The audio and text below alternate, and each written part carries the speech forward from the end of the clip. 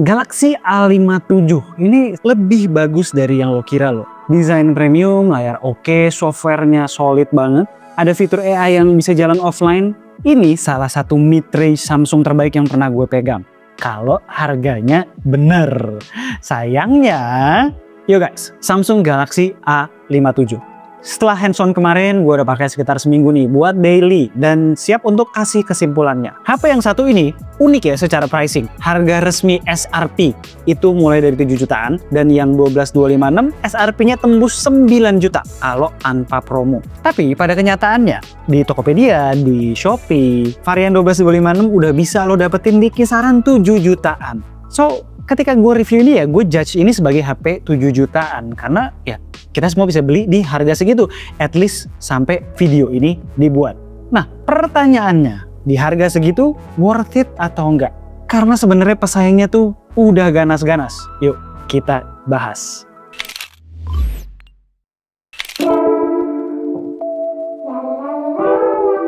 Oke, gue akuin, begitu pegang Galaxy A57, first impressionnya itu positif. Body full kaca, Gorilla Glass Victus Plus, frame metal, tipisnya itu 6,9 mm, ringan juga 179 gram. Overall di tangan berasa HP mahal. Ini salah satu HP mid-range paling premium yang pernah gue review tahun ini. Tapi ya di harga 7 juta ke atas, ini memang build quality yang seharusnya. Mungkin kalian nggak ya, beberapa pesaingnya justru balik ke fiberglass yang merupakan campuran antara kaca, serat kaca dengan plastik. Atau ada yang pakai vegan leather namun framenya plastik. Layarnya 6,7 inch, cakep di kelasnya. Terang juga buat dilihat under direct sunlight. Udah Gorilla Glass Victus pula proteksinya. Dia juga udah IP68, speakernya stereo dan bagus. Denger ini.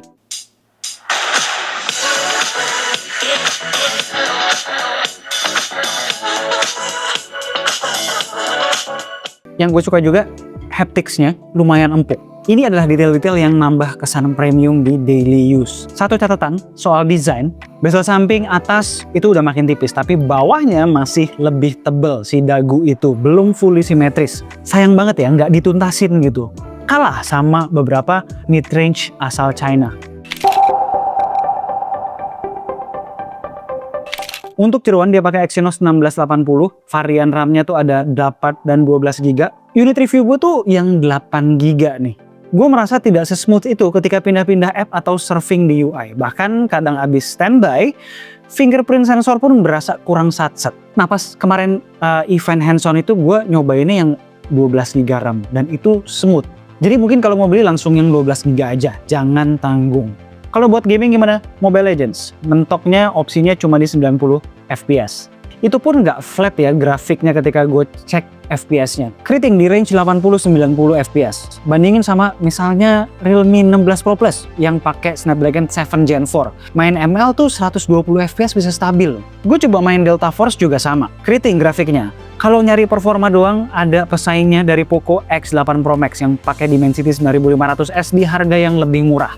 Ya itu emang HP anomali di 2026, cuman ya patut dijadikan pilihan kalau emang nyarinya performance. Masuk ke kamera. Main kameranya pakai sensor 50 megapiksel dengan OIS. Ultra wide-nya 12 megapiksel dan lensa ketiga masih 5 megapiksel makro. Untuk kamera selfie 12 megapiksel sensornya. Jujur ya, ini kamera yang reliable. Lo foto, hasilnya tuh konsisten bagus. Jarang banget bikin kecewa. Tapi juga di satu sisi nggak pernah bikin gue, wah ini gokil banget sih.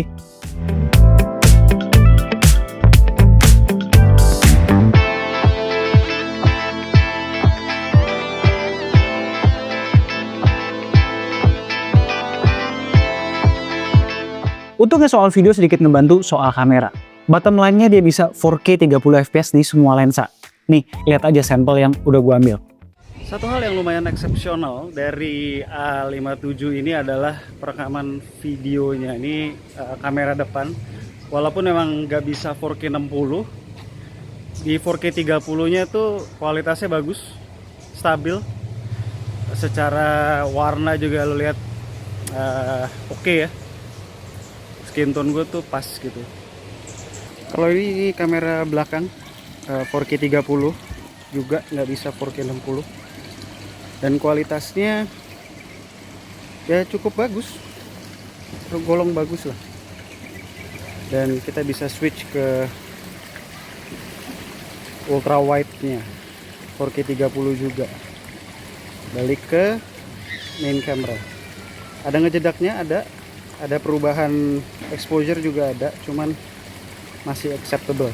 Dan sayangnya emang nggak punya tele aja ya, tapi di 2X tuh masih image quality-nya masih oke. Ini kalau di kita coba switch ke sampai 4 kali nih, ini 5 kali nih, ini ke 4 kali, 2 kali, 1 kali, dan bisa switch ke kamera depan langsung, udah depan belakang bisa 4K 30 juga. Untuk kamera minusnya apa? Tidak ada lensa tele.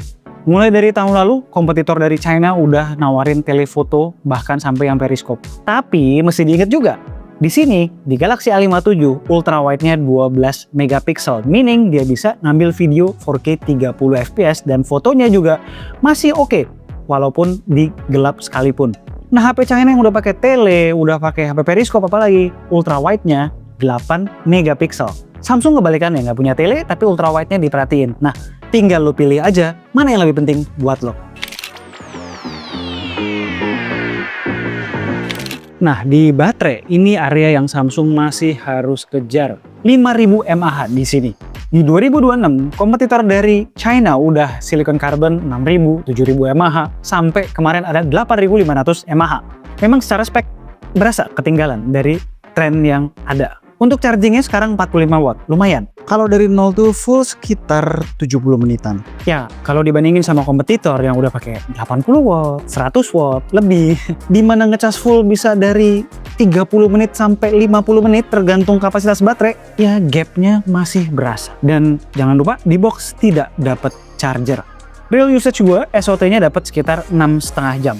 Lumayan karena UI-nya cukup optimized. Tapi ya mesti diingat, kompetitor punya baterai lebih gede, SOT lebih panjang, tanpa perlu se-optimize itu. Soal software, ini adalah satu yang mungkin kompetitor lain belum bisa bales. Android 16, One UI 8.5, 6 kali major OS upgrade, 6 tahun security patch, sampai 2032 artinya. Dan secara historis yang udah-udah, update-nya tuh masuk rutin setiap bulan. Di area software support, Samsung memang masih di atas. Plus ada beberapa fitur AI yang juga berguna. Contoh ada voice transcribe yang bisa dilakukan secara offline. Terus juga ada fitur read aloud yang bacain website yang lagi kita lihat. Lalu ada AI best face, background blur, remaster, dan banyak lagi fitur AI lainnya. Kebanyakan sih bukan gimmick, beneran kepake. Dan jujur ya, ini yang bikin A57 punya value proposition yang unik. Hardware sih bisa di spec war, tapi software support 6 tahun itu sesuatu yang lo baru berasa 2-3 tahun dari sekarang. Oke, jadi Samsung Galaxy A57 ini gimana?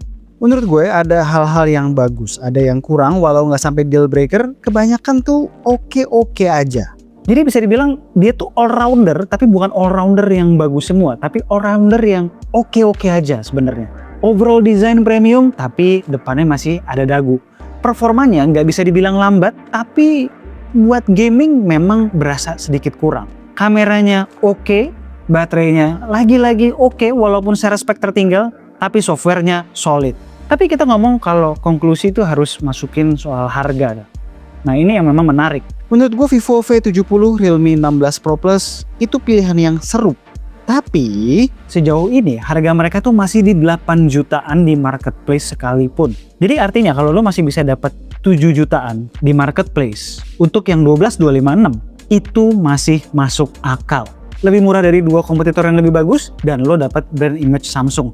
Tapi kalau lo belinya di harga SRP, nggak kena promo, nggak dapat diskon, sulit justify harga tersebut. Apalagi kalau disandingin sama Poco X8 Pro Max yang harganya tuh anomali 2026 banget. Dan ini semua tentunya kalau kita eksklusifly ngomongin HP yang keluar di 2026 ya. Yang harganya udah pada naik jauh karena krisis RAM. Kalau lo masih bisa dapetin HP 2025 yang harganya belum ikutan naik, itu malah bakalan lebih recommended. Menurut lo apa yang harus dilakukan Samsung di A-Series-nya di tahun depan? supaya lebih exciting aja gitu. Drop komen di bawah. Sekedar tambahan, kalian yang mau beli A57, ntar lagi case dari Casefolia akan hadir. Stay tune. Link ke Casefolia udah gue taruh di deskripsi. Guys, kalau kalian suka dengan video barusan, jangan lupa di like, terus share ke temen yang memang lagi nyari smartphone baru atau gadget-gadget terkini. Dan jangan lupa pastinya subscribe.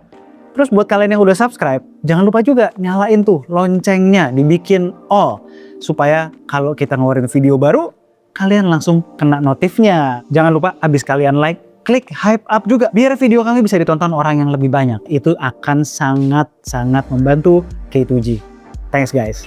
Alright, sekian aja video dari gue kali ini. Gue Alessa and this is K2G. Tunggu racun-racun kami berikutnya.